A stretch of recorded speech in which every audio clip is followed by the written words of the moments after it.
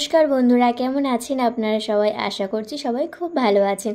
আজ আরও একটি রান্নার রেসিপি নিয়ে আপনাদের সামনে হাজির হয়েছি। সব মাছের মধ্যে ছোট মাছটা কিন্তু আমার অত্যন্ত প্রিয়। আপনাদের কার কার ছোট মাছ খেতে ভালো লাগে অবশ্যই কিন্তু জানাবেন। আজ সেই ছোট মাছ দিয়েই তৈরি করব ছোট মাছের চচ্চড়ি। যেহেতু এখন বর্ষাকাল, এই বর্ষাকালে না ছোট মাছগুলো খেতে যেন আরও বেশি ভালো লাগে। আজ বাজার থেকে একটু আনিয়েছিলাম বরলি মাছ। যেহেতু মাছ কাটতে পারি না তাই বাজার থেকে সুন্দর করে কেটে এনেছি।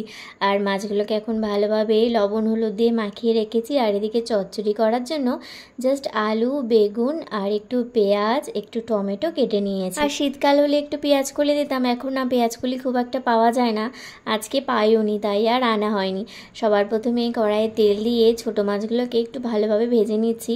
মাছের চচ্চড়ি করার জন্য মাছগুলো বেশি ভাজতে হয় না, তাহলে খুব একটা ভালো লাগে না।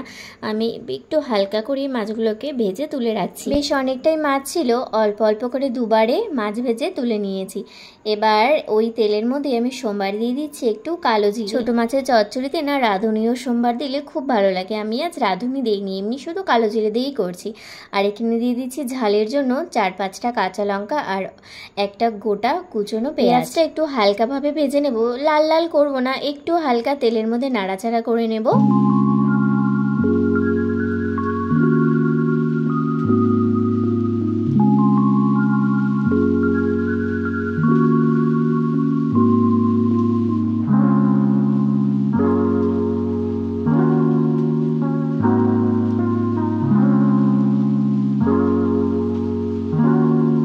দু-তিন মিনিট পেঁয়াজটা তেলের মধ্যে হালকা নাড়াচাড়া করে নিয়েছি। অল্প অল্প পেঁয়াজটা লাল হতে শুরু করেছিল, সেই সময় কিন্তু আমি কেটে রাখা সবজিটা দিয়ে দিচ্ছি। এবার একটু নাড়াচাড়া করে দেবো, পেঁয়াজটা সবজির সাথে ভালোভাবে মিশিয়ে নিচ্ছি।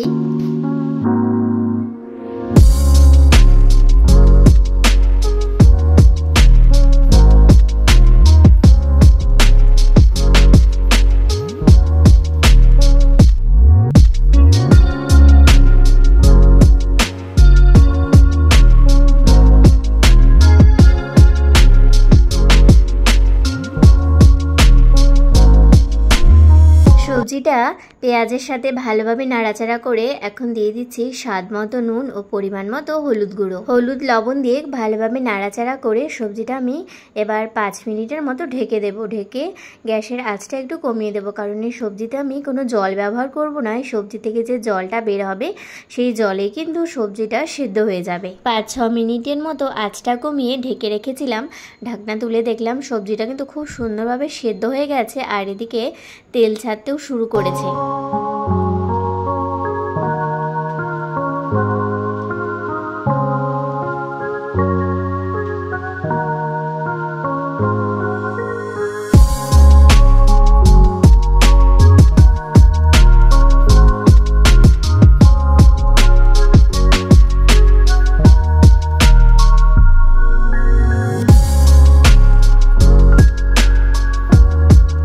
সবজিটা যেহেতু সুন্দর সেদ্ধ হয়ে গেছে, এবার আমি এখানে ভেজে রাখা মাছগুলো দিয়ে দিচ্ছি।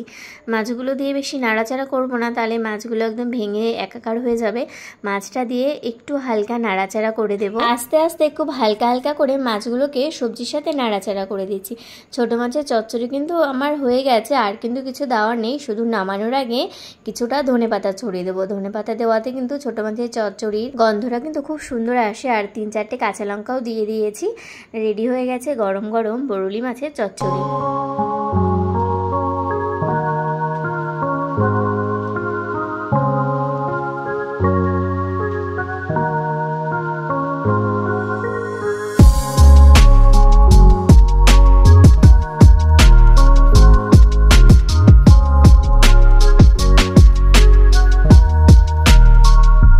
আজকের ভিডিওটি তোমাদের কেমন লাগলো অবশ্যই কিন্তু জানিও। যেসব বন্ধুরা এখনও চ্যানেলটি সাবস্ক্রাইব করোনি অবশ্যই চ্যানেলটি সাবস্ক্রাইব করে বেল বাটনটি ক্লিক করে রেখো।